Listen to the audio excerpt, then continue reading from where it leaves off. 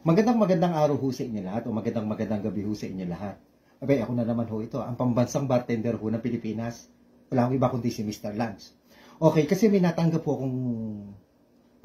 minareceive akong message sa akin nung tinimpla nung nakaraang mga linggo ho na yan, ang comment ho niya dun ho sa akin tinimpla na yung hubang ito ang tinimpla ko, sino ho ba nakapanood at saka ho ito pinaghalo ko, na tinatawag ko na Ginebra Gimlet, or Gimlet, okay? Ano ho ba yung sinasabi niya hong mali sa comment na ginawa? Mali daw yung timpla ko at mali daw yung mga minix ko. Unang-una, dun daw sa pagmimix ko, mali. Kasi dapat daw naglagay daw ko ng gin, itong lime, at saka nilagyan ko ng syrup o simple syrup. Eto ang sagot ko diyan kasi wala naman talagang syrup 'yon, ang gimlet. Ang mixing ho noon ay isang gin at saka lime. Pag kasi nilagyan natin ng syrup, magiging gin sour na po ang kalalabasan noon, hindi na gimlet. Okay? Pangalawa, bakit daw ako gumamit nito na itong lime na to? Bakit daw po hindi fresh ang aking ginamit? Okay, yun po ang pangalawang sinasabi niya na mali po ako, Tama naman din po siya doon. Pwede ko tayong gumamit ng fresh.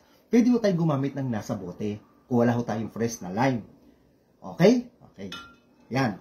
Alam nyo, kung Google ho ang tatanungin ho natin, kasi hindi ako pala gamit ng Google, Kasi ako may training naman ho ako dito. May mga seminars ako dito. Meron akong sariling book ho ng aking bartending, Kung Google naman ho ang tatanungin ho natin, ito ang sinasabi ng Google. Sa pagtimpla ng gimlet, itong gin at saka itong lime, Okay.